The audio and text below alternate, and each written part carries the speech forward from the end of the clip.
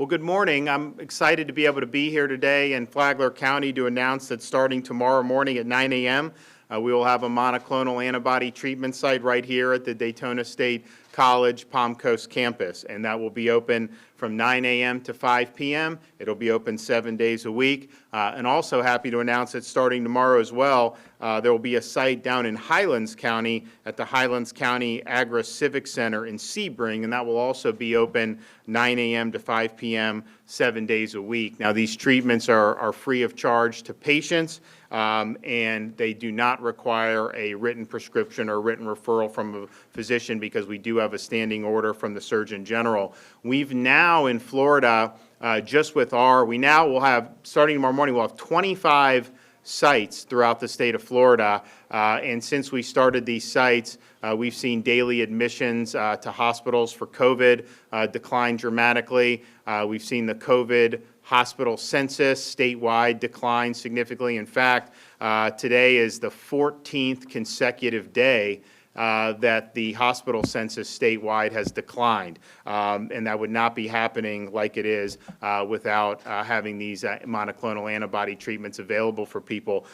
We also see a big decline in people that are going to the emergency room for COVID-like illness. So we think that this is something that is has been very effective for a lot of people, and we're happy to be able to do this here in Palm Coast. So if you look down the east coast of Florida, you have one in Jacksonville, you have one here in Palm Coast, you have one in Volusia County, you have a site in Brevard County, you have a site in St. Lucie, Palm Beach, Broward, Miami-Dade, all the way up there on that coast, and of course 25 sites overall. Central Florida, obviously Volusia, Flagler. You also have North Central Florida, we have Gainesville, we have Sumter County, we have Orange County. Yesterday we started one in St. Cloud in Osceola County. We also have one in Polk County. So the goal is with our big population to make it so that the vast majority of people have relatively easy access. We wish it could be 5 minutes from everyone, but if you can get in your car and it's drivable,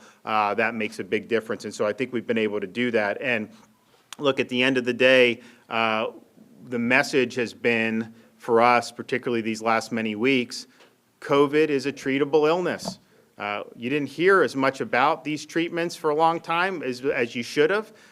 We identified people when hospital admissions started rising. We identified that most of those folks did not even know about monoclonal antibodies, much less take monoclonal antibodies, and so it was not something that people knew. A lot of people would end up getting COVID, and they would be basically told to just stay home and hope you don't get really sick enough to go to the hospital. And those days are over here in Florida, and we're sending the message that this is something that's treatable, and this is something that's been proven to be effective. And again, free of charge for people, not something that obviously you're going to be required to do. That's your decision about what you want to do in terms of your treatment, but it is something that is now more widespread knowledge of and is more readily available for folks. And so again, this will be open from 9 to 5.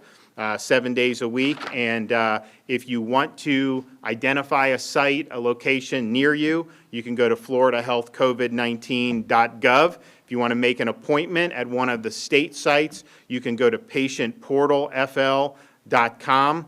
And I'd also just remind people that these treatments have been done in Florida since the EUAs for Regeneron and the Eli Lilly came out at the end of last year. And so hospitals have been doing them, other infusion centers. So if one of these sites isn't convenient for you, check on some of those other ones because that is being offered just the same.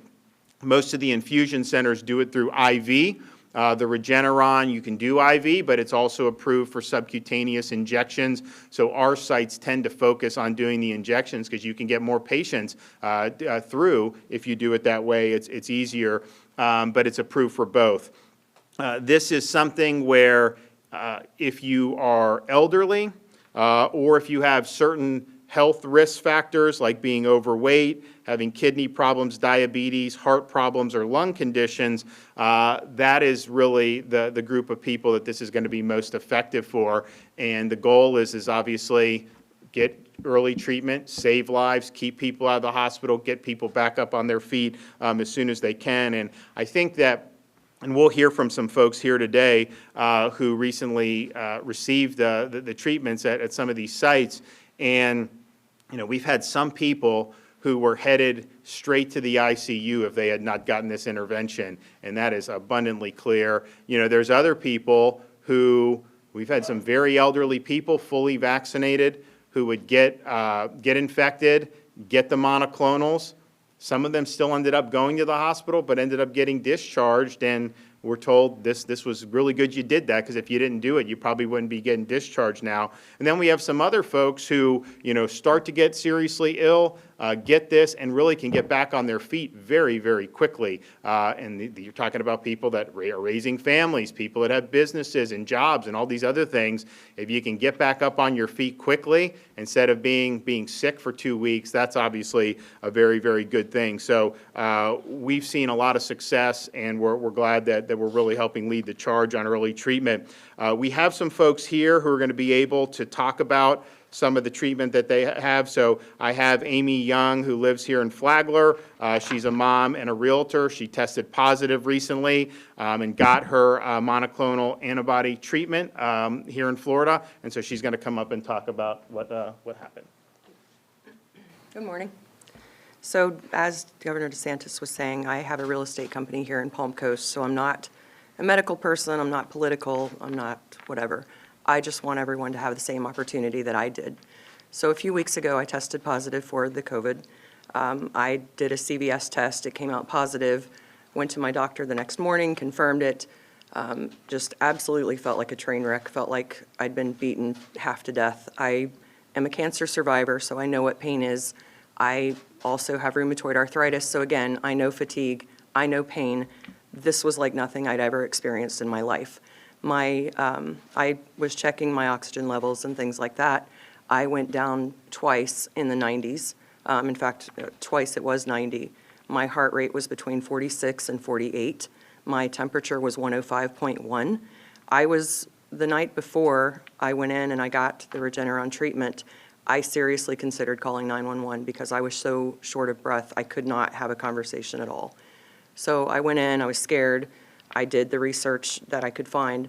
I got a series of 4 shots. I got 2 in my arm and 2 in my stomach. The ones in your stomach actually don't hurt as badly, in case anyone wants to know that. A couple of hours later, I noticed that the body aches were a little bit less. And then I'm like, maybe it's psychosomatic because I want it to work because I'm so miserable. But that night, I started feeling a little bit better to where I could rest a little bit. The sweats weren't quite as just unhandleable, for lack of a better word. And then by the 3rd day, by Thursday, I felt like $1 million. I mean, I felt like I'd just gone and got a massage compared to how I'd felt before. So what I've been doing is everyone that I know, and people like their friends, their loved ones, whoever, if you've been exposed even, or if you are COVID positive, go in and get the treatment. I mean, it's not about, to me, it's not about your political stance. It's not about whether or not you get the jab. I don't care what you do. Just go get the treatment and get better. It worked for me. Thanks. Okay, Michelle and Charles Kastner, they're both from the area, and they both tested positive recently for COVID, and then both were able to get the treatment. So you guys want to come up? Hi, good morning. I'm Michelle. This is Chuck. Chuck had tested positive before I did, and he was lucky enough to get into an infusion center in Jacksonville. He got the infusion there. I tested positive 2 days later, and I got the infusion at one of the centers that Governor DeSantis was speaking about. Very easy to make the appointment, go online, many appointments available. Within 36 hours, we both felt better. Body aches were gone, temperature was gone, lots of energy. We both were vaccinated for COVID, but unfortunately were exposed to somebody and got it. A month before we got our treatment, it was very hard to get this treatment because I know of 2 people who tested positive and could not get the treatment, and their COVID symptoms lingered for weeks upon weeks. We were blessed. We were better within a couple of days. Chuck went back to work, and I went on to cleaning the house. As Amy said, regardless of your political stance, use this to help yourself get better. Use this to keep people out of the hospital. Use this to promote healthiness for others that you know. Pass the word around. Excellent. Anything else you have to say? You said, basically, she said it all. On Sunday, when I had the virus the worst, I was scared. You had mentioned about being scared.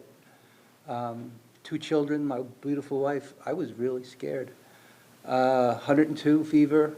The next morning, I had a great fortune of having a friend set me up. We can go up into Jacksonville and get the infusion, and by Tuesday, 4 o'clock, I was ready to go back to work. And He was scared, but I wasn't, because I'm an ER nurse and nothing scares me. Nothing makes nurses scared, so. I did help him, though, because he did look bad. So, but, yeah, it's, that's why we're here. Yep. No doubt about it. Yep. Thank you. Thank you, guys. Thank Yep, you. appreciate it. Did you have what did you have, Pfizer? Pfizer. Yeah. Pfizer, yeah. So you know, even the Pfizer CEO, obviously, they had the first vaccine that was EUA and the only vaccine that's now been approved fully by the FDA. You know, the Pfizer CEOs, they're like, we're working to develop an antiviral because you got to have treatment. Vaccines are part of it, but you also have treatment. I think this is a good, and this is not uncommon at our sites to have folks who were fully vaccinated come in and still need treatment. And you know, I think that that the treatment part of it has just got to be a really significant part of how we're looking at this going forward. It is something that can be treated, and if treated early, the success rate is very, very high with the monoclonal antibodies. And so I'm going to have Ken Shepke, our Chief Medical Officer for the Division of Emergency Management, come up, and we are looking at, of course, the Regeneron has been very, very successful. That is something that the federal government purchased, and so we get it free. You know, you also have the one by GlaxoSmithKline, which has had very good track record so far. It's newer. So we're looking to see how that's going to be utilized by health systems, see if we can expand the footprint of that in Florida as well. And, you know, they've also just kind of reapproved the Eli Lilly monoclonal. They had kind of taken that back for a couple months because they weren't sure how that was working against variants. So we'll also look at that too. But, you know, the Regeneron one has been very effective against Delta. And the GlaxoSmithKline in the studies and the tests have been very effective against the Delta variant as well. Okay, Ken? Thank you, Governor. I think the take-home message is COVID is a treatable illness.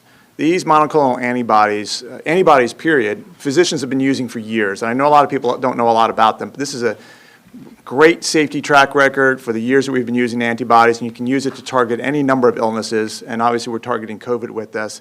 They work fantastically, but the message is, if you're a high-risk individual and you test positive, you should be thinking, where can I go get the treatment and get it early? Like all things in medicine, early treatment works better than late treatment. You can't wait until you're really, really sick. So don't wait for those really bad symptoms to show up, because then it may be too late for the treatment to work for you. So the governor has set this up around the state. It's now very easy to get these things. As the governor mentioned, there are 3 options. We're using the Regeneron because it has some unique properties, such as being able to use for post-exposure prophylaxis, subcutaneous injection, which makes it a lot faster. You got a lot more people through. And the federal government's already bought this. So this is free for patients. So this is a great treatment for vaccinated or unvaccinated individuals. Makes no difference. If you're high risk, I encourage you to get this treatment. As you've heard, it works really, really well, and works even better if you get it early. Thank you very much.